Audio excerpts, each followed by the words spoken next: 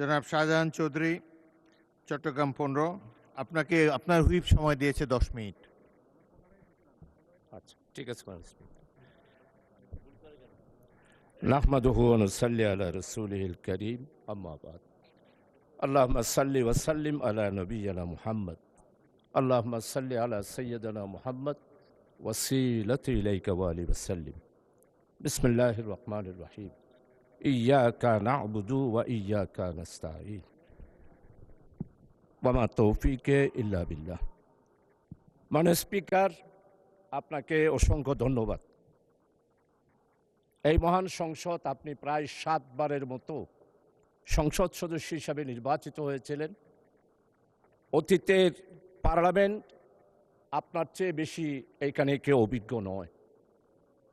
আপনি একজন বীর মুক্তিযোদ্ধা এবং আপনি স্বাধীনতার একজন ইতিহাসের বটবৃক্ষ হিসাবে স্বরাষ্ট্রমন্ত্রী উল্লেখ করেছেন। আমি ওনার সাথে সম্পূর্ণ একমত। মাননীয় স্পিকার, আজকে আমাদের এই মহান সংসদে আমি সর্বপ্রথম, বিশেষ করে আমাদের মাননীয় সংসদ সদস্য অত্যন্ত প্রবীণ এবং ইতিহাসবিদ, উনি যেই কথাগুলো উল্লেখ করেছেন আমি মনে করি এগুলোর জবাব দেওয়ার কোনো প্রয়োজন নেই। তার কারণ হচ্ছে জাতি জামাত ইসলামীকে ইতিহাসের কাঠগড়ায় এইবারের নির্বাচনে আনুপাতিক হারে ভোটের সংখ্যার দিক থেকে জাতি আমাদেরকে স্বীকৃতি দিয়ে দিয়েছে আমরা যে দেশপ্রেমিক, আমরা দেশকে ভালোবাসি, দেশের মানুষকে ভালোবাসি। আজকে কথা উঠেছে মুক্তিযোদ্ধা সম্পর্কে। জামাত ইসলামী এই পর্যন্ত স্বাধীনতার ইতিহাস সম্পর্কে জামাত ইসলামীর পক্ষ থেকে স্পষ্ট বক্তব্য দিয়ে দেওয়া হয়েছে মাননীয় স্পিকার। তাই এই মহান সংসদে মেহেরবানি করে, দয়া করে অতীতের ইতিহাস নিয়ে বর্তমান এই জামাত ইসলামীকে বিশ্লেষণ করে জামাত ইসলামীকে দোষারোপ করার চেষ্টা করা আমার মনে হয় মোটেই ঠিক হবে না। কারণ হচ্ছে জামাত ইসলামের ইতিহাস হচ্ছে যেইখানে গণতন্ত্র নস্যাৎ হয়েছে সেইখানে গণতন্ত্র উদ্ধার করার জন্য জামাত ইসলামী আন্দোলন করেছে। মরহুম শেখ মুজিবুর রহমান সাহেব যখন আগরতলার ষড়যন্ত্রের মামলায় গ্রেপ্তার হয়েছিল তখনকার জামাত ইসলামী পাকিস্তান ডেমোক্রেটিক মুভমেন্টের মাধ্যমে মরহুম শেখ মুজিবুর রহমানকে আগরতলার ষড়যন্ত্র মামলা থেকে মুক্তির জন্য জামাত ইসলামী আন্দোলন করেছিল। শুধু আন্দোলন নয় মাননীয় স্পিকার, আমাদের সাবেক আমির জামাত, বিশ্ব ইসলামী আন্দোলনের নেতা, যিনি তৎকালীন পূর্ব পাকিস্তানের স্বাধিকার আদায়ের জন্য 1962 সালে বক্তব্য দিয়েছেন, 1967 সালে বক্তব্য দিয়েছেন, 1948 সালে বক্তব্য দিয়েছেন। মরহুম শেখ মুজিবের মুক্তির জন্য যে ডাইরেক্ট অ্যাকশন কমিটি হয়েছিল সেই অ্যাকশন কমিটির সেক্রেটারি ছিলেন অধ্যাপক গোলাম আজম এবং জামাত ইসলামী ছিল সেই জোটের একটি সংগঠন। আর জয়েন্ট সেক্রেটারি ছিল জনাব আব্দুস সামাদ আজাদ সাহেব। মরহুম শেখ মুজিবুর রহমানের আগরতলা ষড়যন্ত্রের মামলা থেকে মুক্তির জন্যে সবচেয়ে বেশি অর্থ যোগান দিয়েছিল তৎকালীন পাকিস্তান আমলে জামাত ইসলামী মাননীয় স্পিকার। তাই জামাত ইসলামের ইতিহাস হচ্ছে মানুষের অধিকার প্রতিষ্ঠার ইতিহাস। জামাত ইসলামের ইতিহাস হচ্ছে গণতন্ত্র প্রতিষ্ঠার ইতিহাস। জামাত ইসলামীকে আপনারা বারবার অনেক তকমা দিয়েছিলেন, কোন তকমায় জনগণ বিশ্বাস করে নাই। আপনারা বলেছেন আমরা জঙ্গি। জনগণ 12 তারিখের নির্বাচনের মাধ্যমে প্রমাণ করেছে জামাত ইসলামী জঙ্গি সংগঠন নয়, গণতান্ত্রিক, নিয়মতান্ত্রিক, সাংবিধানিক একটি আন্দোলন এবং সংগঠন। মাননীয় স্পিকার, জামাত ইসলামীর গণতান্ত্রিক ইতিহাস অনেক সময় লাগবে। আপনি যেহেতু আমাকে সময় নির্ধারণ করে দিয়েছেন, আজকে জামাত ইসলামীর ব্যাপারে শুধু এতটুকু বলতে চাই, ভুলে গেলে চলবে না। 1997 সালে দেশনেত্রী বেগম খালেদা জিয়া বৃহত্তর বিরোধী দলের নেতা ছিলেন। চট্টগ্রাম মেডিকেল কলেজে গেলেন, অবরুদ্ধ হয়ে গেল। ফ্যাসিস্ট স্বৈরাচার যারা বাংলাদেশে জঙ্গি কায়েম করেছিল, তারাই বেগম খালেদা জিয়াকে চট্টগ্রাম মেডিকেল কলেজে অবরুদ্ধ করেছিল। আজকে আমাদের মরহুম শহীদ সালাউদ্দিন কাদের চৌধুরীর ছেলে আছে হুম্মাম কাদের, আমাদের সম্মানিত অর্থমন্ত্রী, চট্টলার কৃতি সন্তান, যার পরিবারে উনার আব্বা নয়, উনার দাদা থেকেই মন্ত্রিত্ব ওনারা পেয়ে আসতেছেন। সেই রকম সম্ভ্রান্ত পরিবারের সন্তান উনিও দেশনেত্রী বেগম খালেদা জিয়ার সাথে মেডিকেল কলেজে ছিলেন। আজকে সম্মানিত অর্থমন্ত্রী, আপনি স্বীকার করবেন, সর্বপ্রথম টেলিফোন করেছিল মরহুম শহীদ সালাউদ্দিন কাদের চৌধুরী আমি শাহজাহান চৌধুরীকে। আমি তো জামাত, আমি তো শিবির, কিন্তু সেই দিন আমরা জামাত শিবিরেরা চট্টগ্রাম মেডিকেল কলেজ থেকে দেশনেত্রী বেগম খালেদা জিয়াকে সালাউদ্দিন কাদের চৌধুরীর আহ্বানে জামাত এবং শিবির সেই দিন বেগম খালেদা জিয়াকে আমরা উদ্ধার করেছিলাম। মাননীয় স্পিকার, আজকে স্বাধীনতার কথা বলা হয়, সর্বপ্রথম একটি মাত্র রাজনৈতিক দল পূর্ব পাকিস্তানের স্বাধিকার কোন পথে আসবে এই ব্যাপারে সর্বপ্রথম পূর্ব পাকিস্তান থেকে যিনি বক্তব্য দিয়েছিলেন তিনি হচ্ছেন প্রফেসর গোলাম আজম।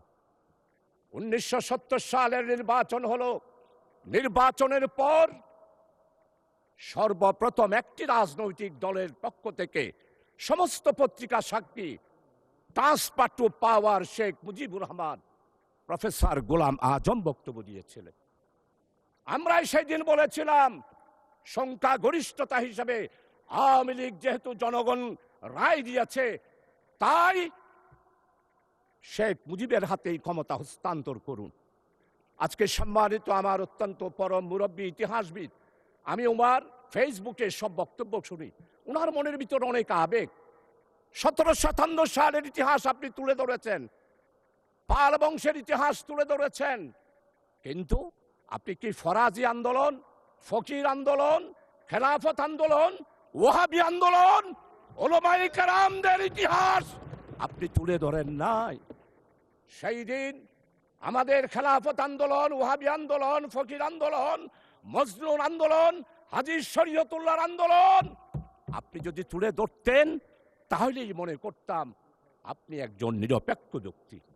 এখন আমার মনে হচ্ছে আপনি নিরপেক্ষ নয়, আপনি শুধু জামাত ইসলামিয়ার মুসলমান আর ইসলামী আন্দোলনকে আঘাত করার জন্যই পার্লামেন্টে বক্তব্য রেখেছেন। আমার নেতা, আমাদের অপোজিশনের লিডার, উনি মুক্তিযোদ্ধার পরিবারের সন্তান, শহীদ পরিবারের সন্তান, এটার উপরও আপনি আঘাত করেছেন। আপনার মনের বেদনা আমরা বুঝতে পারি। মাননীয় স্পিকার, জনাব প্রেসিডেন্ট ভাষণ দিয়েছেন, সেই ভাষণের ব্যাপারে মাননীয় সংসদ সদস্যবৃন্দ অনেকেই ওনাকে সাধুবাদ জানিয়েছেন। আমরা এটার বিরোধিতা করি না, কিন্তু আমরা স্পষ্ট বলতে চাই, জনাব প্রেসিডেন্ট, আপনি শপথ ভঙ্গ করেছেন, আপনি জাতিকে বিভ্রান্ত করেছেন। আপনি বলেছেন প্রধানমন্ত্রীর পদত্যাগ আপনার কাছে পৌঁছে নাই, আপনি নাকি সেটা গ্রহণ করেন নাই। তাহলে আপনারাই বিচার করেন সংসদে, একজন প্রেসিডেন্ট শপথ নেওয়ার পর কিভাবে জাতিকে বিভ্রান্ত করার জন্য ইন্টারিয়াম গভর্নমেন্ট গঠন হওয়ার 6 মাসের পরেও উনি বললেন শেখ হাসিনার পদত্যাগপত্র আমার কাছে পৌঁছে নাই। যেই প্রেসিডেন্ট শপথ ভঙ্গ করতে পারে, জাতিকে বিভ্রান্ত করতে পারে, সে আর যেই হবে হোক, প্রেসিডেন্টের চেয়ারকে আমরা স্যালিউট জানাই, প্রেসিডেন্টের চেয়ারকে আমরা সম্মান করি, কিন্তু ব্যক্তি হিসাবে জনাব প্রেসিডেন্ট সাহেব জাতিকে যেই বিভ্রান্ত করে মধ্যবর্তীতে সাধারণ নির্বাচন হওয়ার আগে বাংলাদেশে একটি ষড়যন্ত্রের মাধ্যমে 17 বছরের নির্যাতিত বিএনপি, জামাত, 11 দলীয় জোট, ছাত্রদল, ছাত্র শিবির আমরা যারা আন্দোলন করে একটা ফসল নিতে চেয়েছিলাম, সেই ফসল নেওয়ার ক্ষেত্রে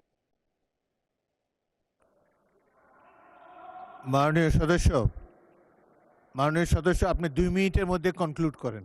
অ্যানাদার 2 মিনিটস, 2 মিনিটে শেষ করুন। আচ্ছা ঠিক আছে মাননীয় স্পিকার, আপনার কথা আমি অবশ্যই শেষ করব। মাননীয় স্পিকার, আমাদের নেতৃবৃন্দ আজকে মওলানা মতিউর রহমান নিজামী নেই,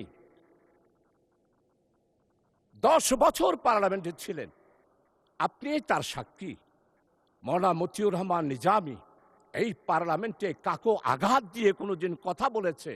আমি ওনার বক্তব্য লাইব্রেরিতে গিয়ে সবসময় পড়ি, যেমন শাহজিজের বক্তব্য পড়ি, তেমন মওলানা মতিউর রহমান নিজামী শহীদের বক্তব্য পড়ি।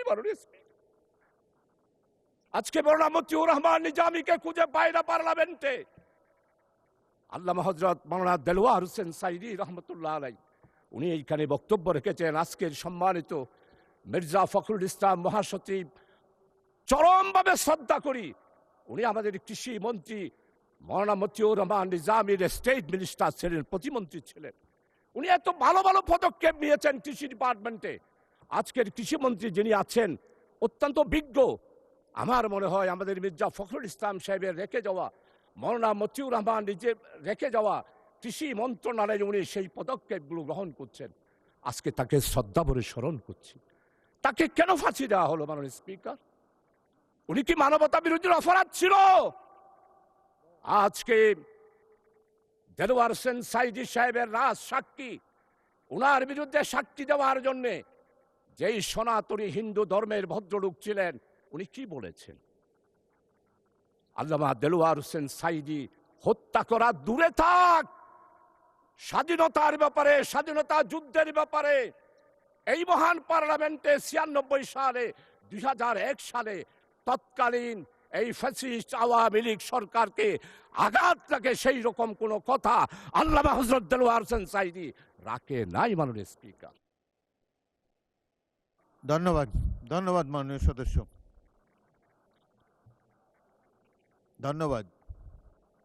আচ্ছা 1 মিনিট বলেন, 1 মিনিট। মানে স্পিকার, ইনশাআল্লাহ আরেকদিন বলবো, আরেক সময় বলবো। আমার চট্টগ্রামকে দেশনেত্রী বেগম খালেদা জিয়া বাণিজ্যিক রাজধানী ঘোষণা করেছিলেন। সেই স্টেজে আমাদের সম্মানিত আজকের অর্থমন্ত্রী উনিও আছেন। আজকে বাণিজ্যিক রাজধানী হিসাবে আমাদের বন্দর, আমাদের চট্টগ্রামের উন্নয়ন, চট্টগ্রামের জলবদ্ধতা, মাননীয় স্পিকার কিছুই নেই। সর্বশেষ বিদ্যুতের ব্যাপারে একটু কথা বলতে চাই মাননীয় স্পিকার।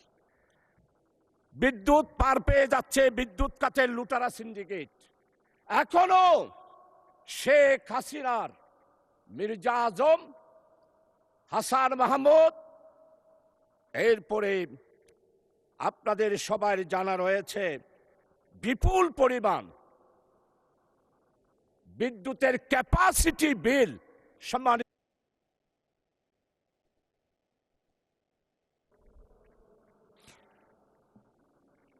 মাননীয় সদস্যবৃন্দ, ধন্যবাদ।